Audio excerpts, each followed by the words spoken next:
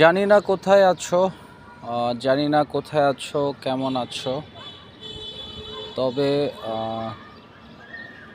জানি আমাকে আর আগের মতো মনে পড়বে না।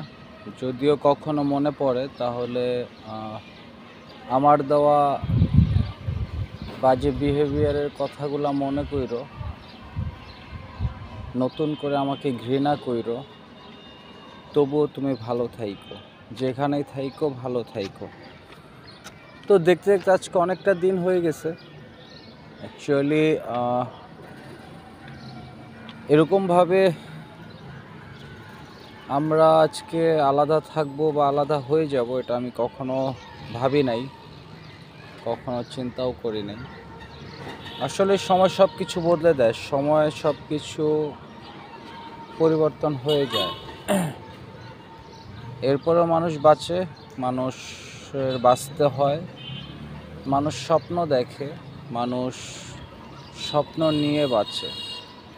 কিন্তু কিছু কিছু ব্যাপার থাকে না, কিছু কিছু পরিস্থিতি থাকে, যে পরিস্থিতি বা সেই সব মানুষের জন্য মানুষের অনেক স্বপ্ন বলো, মানুষের অনেক ইচ্ছা আকাঙ্ক্ষা সব কিছু নষ্ট হয়ে যায়, মানুষ বাঁচার শক্তিটা হারিয়ে ফেলে। মানুষ তো হচ্ছে সব থেকে স্ট্রং একটা প্রাণী, কিন্তু মানুষকে দেওয়া আঘাত, অভিমান, এটা আসলে মানুষ নিতে পারে না, সহ্য করতে পারে না। হ্যাঁ, আসলে মানুষের কষ্ট বুঝেও বোঝে না। এরপরেও মানুষ ভালোবাসে, মানুষ সব ভুলে গিয়ে নতুনভাবে বাঁচতে শিখে, চলতে শিখে। কারণ মানুষ পরিবর্তনশীল, মানুষ পরিবর্তনকারী। মানুষ চাইলেই সব পারে, কিন্তু মানুষের প্রিয়জনের ব্যথা, আঘাত, কষ্ট সহ্য করতে পারে না। এরপরেও মানুষের চলতে হয়, মানুষের বাঁচতে হয়, নতুন করে বেঁচে থাকার স্বপ্ন দেখতে হয়। মানুষকে ছাড়া মানুষ অনেক দিন স্ট্রে করতে হয়। হ্যাঁ, মানুষ ছাড়াও মানুষের বেঁচে থাকার অভিনয় করতে হয়। এরপরেও মানুষ তার স্বপ্নটাকে বাঁচিয়ে রাখার জন্যই হয়তো নতুনভাবে স্বপ্ন দেখে, নতুনভাবে বেঁচে থাকার উৎস খোঁজে। মানুষ হয়তো মানুষের কিছু ভুল থেকে মানুষ শিক্ষা নেয়, মানুষের ভুল থেকে হয়তো অনেক কিছু শেখে।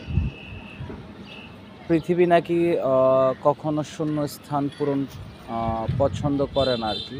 পৃথিবী তার শূন্য স্থান কখনো শূন্য রাখে না। তো কোনো না কোনোভাবে, কোনো না কোনো মাধ্যমে পৃথিবী সেটা পূরণ করে। অ্যাকচুয়ালি হতে পারে শূন্যস্থান একটা টাইমে পূরণ হয়, বা শূন্য স্থান একটা টাইমে পরিপূর্ণতা পায়, কিন্তু আসলে যে মানুষটার জন্য বা যে জিনিসটার জন্য শূন্যস্থানটা তৈরি হয়, সেই শূন্যস্থানটা অ্যাকচুয়ালি আদৌ পুরোপুরি পৃথিবী পূরণ করতে পারে না আমার মনে হয়। সো এরপরেও মানুষকে ভালোবাসে, মানুষকে নিয়ে বাঁচতে চায়, মানুষকে নিয়ে থাকতে চায়। আসলে কিছু ব্যাপার থাকে যেটা খুব প্যাথেটিক একটা জিনিস।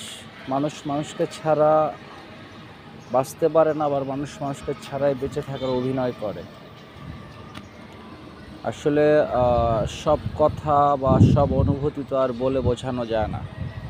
কিছু কিছু অনুভূতি বা কিছু কিছু জিনিস যেটা আসলে বুঝে নেওয়া উচিত আমার মনে হয়। এরপরেও মানুষকে মানুষের মতো বাঁচতে হয়, মানুষকে মানুষের মতো চলতে হয়। তো আমাদের লাইফে, আমাদের জীবনেও এরকম অনেক মানুষ আসে, অনেক মানুষ আসবে, অনেক অনেক মানুষ থাকবে। তো অবশ্যই মানুষ হিসেবে মানুষকে চেনা, মানুষকে জাজ করা খুব কঠিন একটা ব্যাপার।